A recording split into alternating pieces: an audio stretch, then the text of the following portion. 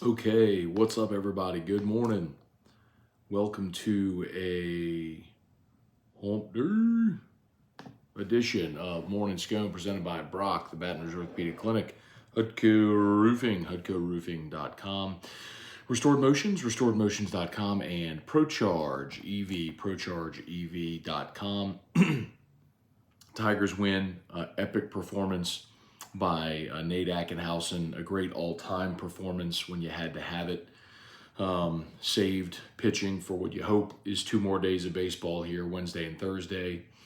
Ackenhausen gives you 6 innings of shutout baseball on just 4 hits. He struck out 7, 93 pitches.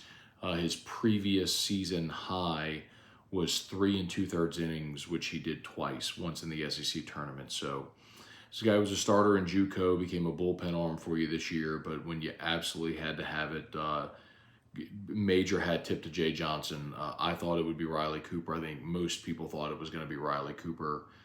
He'd go lefty against Tennessee, and someone that he trusts who's got experience in that ballpark. And ultimately, he decided it was Ackenhausen, and it was 100% the right decision. I mean, it's a credit to a guy who knows his team and who's going to rise in what moment and what to expect and how to plan things, and that absolutely paid off huge. And of course, Cooper came in and gave you the final 3 innings, needed 40 pitches to do it. So it got exactly what you needed from your pitching staff. You only had to use 2 guys, and you've got a bevy of arms available for today in hopes of getting to Thursday when you could at minimum consider bringing back Skeens for something, and at maximum get a strong start from Skeens. So, all right. We appreciate y'all for being here with us. YouTube, please smash that like button, subscribe up to the channel. Facebook, please like the page, share the post. We'll say some good mornings here. I got about 15 minutes to get to your questions. Did a nearly 2-hour post-game show last night, so if you're interested, we kind of went deep dive there. Tigers had some opportunities to really pile on Tennessee. They got just 1 inning in the first, or 1 run in the first. Didn't score again until the 6th, where they tacked on 1 more. That was where Dugas had the sort of drag bunt that they threw away. But boy, you had an opportunity to get more than 1 in both the first and the 6th, but couldn't. You did tack 1 on the 8th, and then when Milazzo was at bat with a runner at third, and they threw the wild pitch. And then in the 9th, Dylan Cruz 2-run bomb to give you the breathing room. So awesome day for the Tigers. You know, I love what Jay Johnson said after the game. As a matter of fact, if you hang on 1 second, I'll play this for you real quick, because I thought it was a really great perspective. He was asked about how he can get his team going offensively, and listen to what Jay said last night. I mean, these guys have played so good for so many games this season and set a standard of scoring runs and hits and on-base percentage and slugging, that when you run into this park with the wind blowing in, shadows, and then Drew Beam, you heard the best hitter in college baseball, call him a major leaguer. And then that staff we saw last night that we'll see the next 2 days, not going to be easy. You're going to have to win 5-0. And the game changes a little bit in that regard. And I thought they kept with it. I didn't feel like we got discouraged. I didn't feel like we stopped competing, and that was just enough. You know, that second run was big, where we got the leadoff double by Trey. Gavin laid down a nice drag to move him over, and they threw it away. It gave us a little bit of breathing room. Then we strung together some good at-bats. Again, that's off Seth Halverson, who's throwing 100 miles an hour. You're not going to score 10 in this environment. And so I'm proud of the way we kind of grinded it out, and then the 2 pitchers did a great job to make that just enough. I mean, it's great perspective, right? I mean, that park, wind blowing in against a major league starter, reliever throwing 100. It's hard. It's hard to score. You're not seeing massive offensive games at the College World Series this year. You early, when the wind was blowing out, you did absolutely see more. You saw more homers. You saw more power numbers. But look at these finals: 6-5, 7-5, 3-2, 6-3, 4-3, 5-4. I don't think anybody scored double digits yet. 6-4, 3-2, 6-1, 5-0. Yeah, the most anybody scored in a game so far is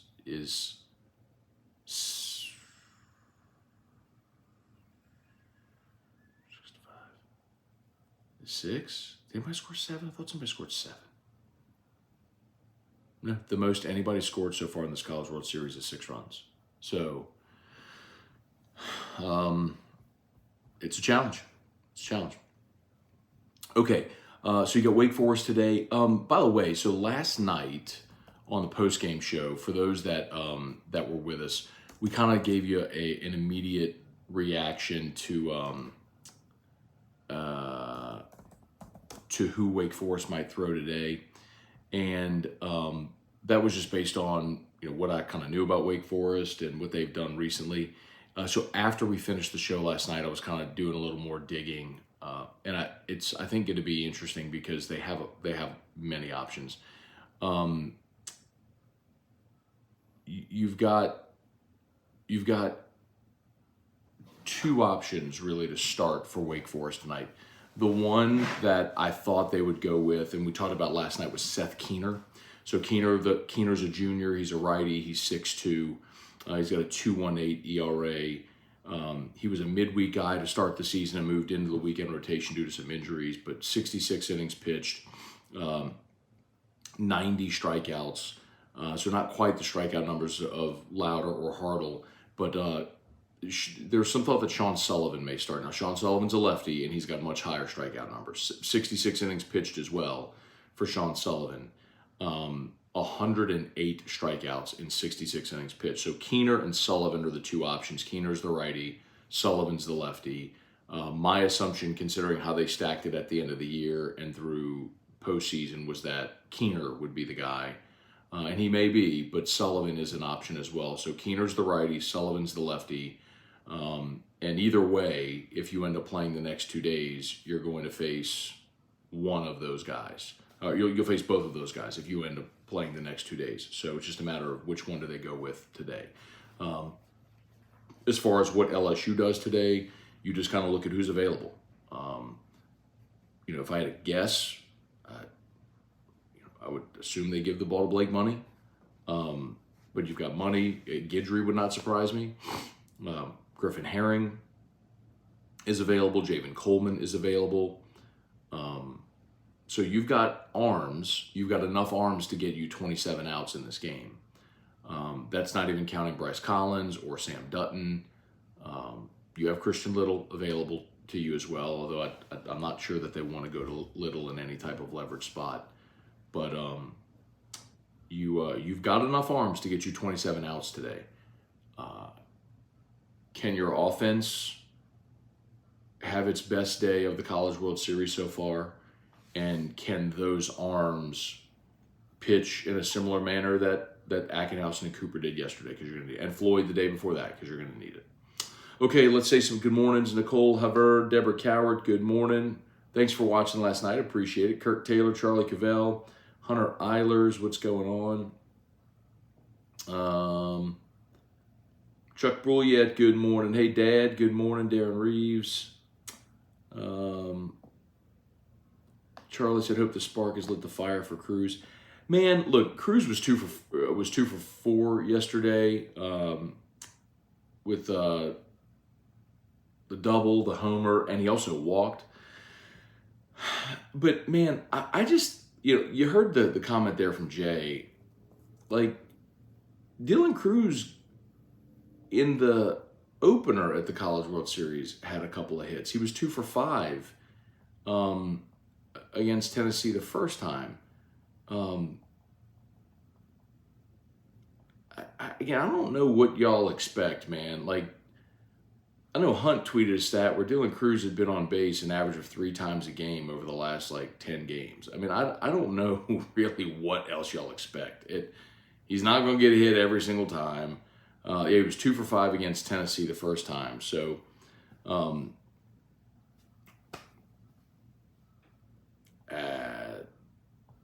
don't know what, when you say like get him going or get him, light a spark, I don't know what he had 2 hits in the first game. He was on base 3 times yesterday, including a home run, a double, and a walk. Yeah, like he hit a couple of balls hard against Wake. And by the way, one of the outs he got yesterday, he just completely annihilated the baseball to the warning track in right center. And the wind knocked it down. But I don't know, man. If you got a problem with what Dylan's doing offensively, you just expect perfection. Like you expect the guy to never get out. Joey B19, what's going on? If we win tonight, I believe we'll win the championship.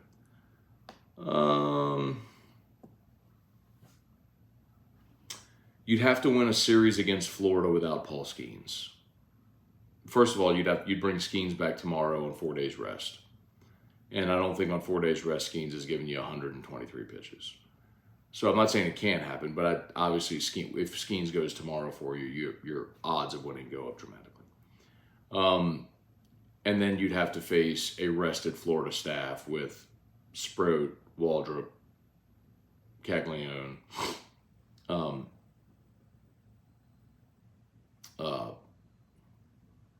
and you would probably lead with Floyd on Saturday. Well, Floyd would be on 4 days rest Saturday. So you may have another bullpen day Saturday, then come back with Floyd on Sunday. And if you get to Monday, could you get something out of Skeens on 3 days rest? That's what's still a big hill, man. I mean, we'll see. Let's take one at a time. Jude Sansing, what was our record on successful bunting? 1 and 2. Gavin drag bunted, and then Jordan Thompson popped 2 up. I know y'all continue to, and listen, I bring it upon myself because I bring up bunting all the time. But again, this is statistical probability we're talking about. In every situation, every base to out situation, meaning nobody on, nobody out, runner on first, no out, runner on first, 1 out, runner on first, 2 outs, runner on second, no out, 1 out, 2 out, runner third, no out, 1 out, 2 out, whatever. First and second, no outs, first and second. You understand what I mean? Every single situation, like there are analytics that show your run scoring probability. The objective in baseball is to score runs. And in every scenario, your run probability decreases as the number of outs increase. Meaning, if you want to bunt for a hit, great. If you want to bunt to score a run, okay, that's the objective, is to score runs. If you're in essence saying, I'm giving up an out to move a runner, statistically, that is not the play. It feels like the right thing to do, but it isn't. Statistically, it is proven. Your run probability decreases when you sacrifice an out to advance a runner. Like, this isn't a guess. It's not me just telling you my opinion. This is statistical probability. Now, if you're talking about 9-year-olds playing baseball, yeah, because they're going to throw the ball like they can't field and throw competently. In the College World Series with the best 8 teams in the country, yes, they should be able to field bunts and throw guys out. Hang on.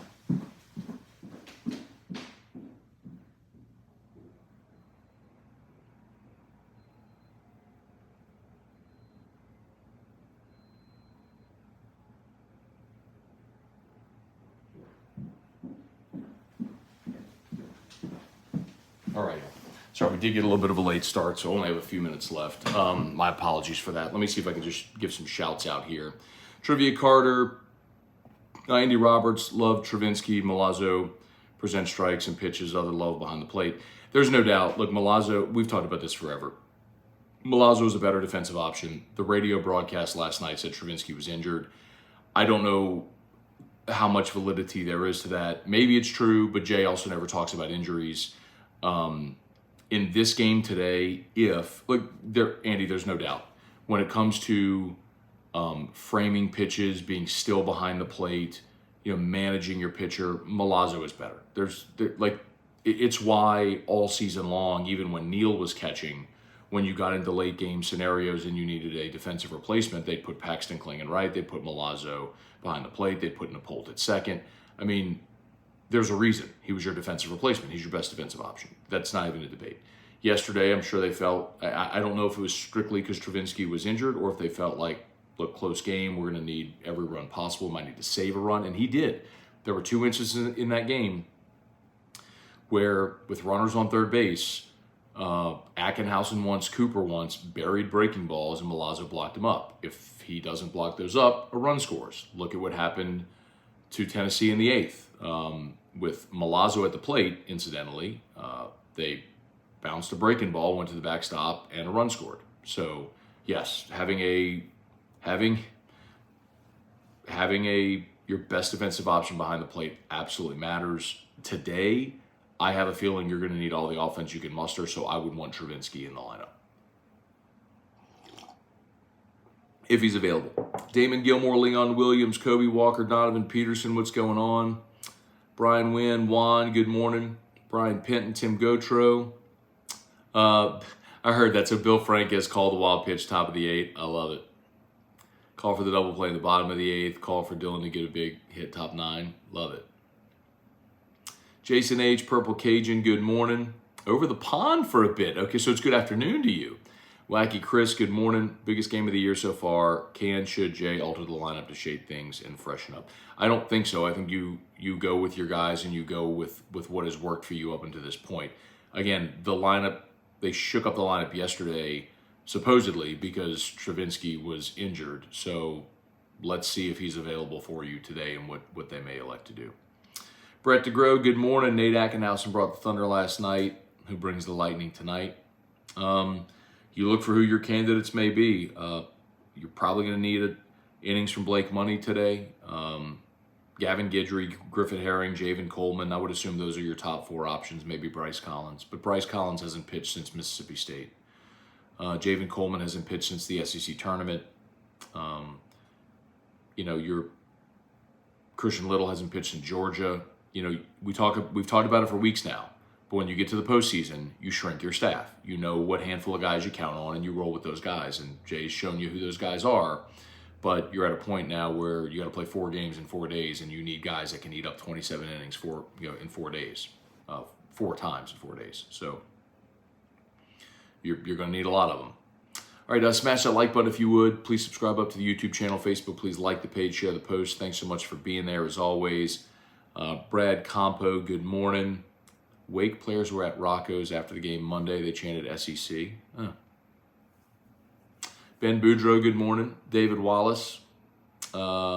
Becky Harrod, how about Nasty Nate? Glad the Tigers sent the Vols packing. That's another cool thing about yesterday is you did eliminate Tennessee. So even if LSU season ends in the next 2 days, it'll be massively disappointing, no doubt, considering what type of season this was and all the promise and potential around it. But one consolation prize is eliminating Tennessee.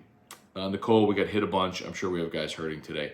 4 hit by pitch yesterday, 4 walks. Tennessee gave you a lot. Kirk, we need TCU to rough up Florida. I would agree with that, Kirk. It would be very nice to see Florida have to struggle for a couple of days here. Yes, I agree completely. Big J. Cole, can I donate my right arm to Skeens? I don't think your right arm's going to matter, but. All right.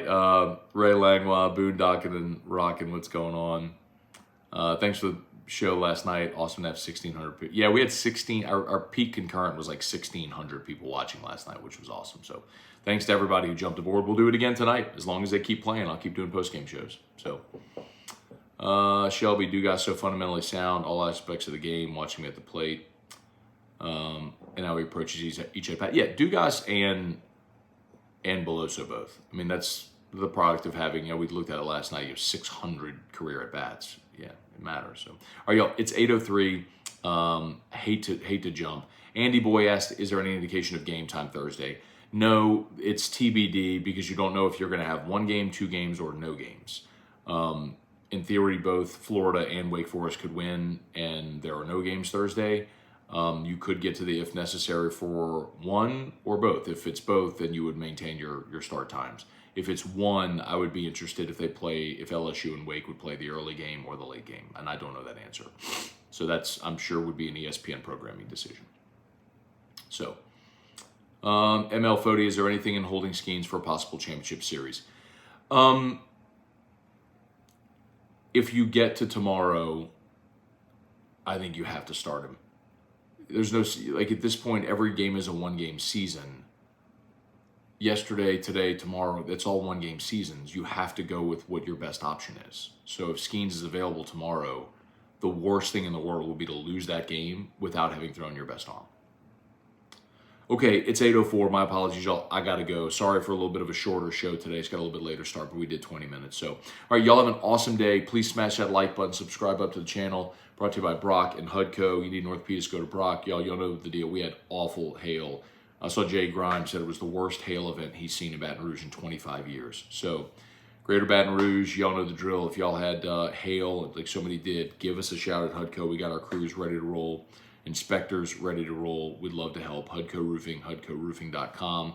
HUDCO's pinned in the chat. Click the link. Maybe it's not you. Maybe it's a family member, a friend, a neighbor, a coworker. Let them know. We got crews. We're local. We're ready to roll. We have fortified standard. HUDCO Roofing, HUDCOroofing.com. Okay, y'all have an awesome day. We'll see you for AFR3. Go Tigers. Peace.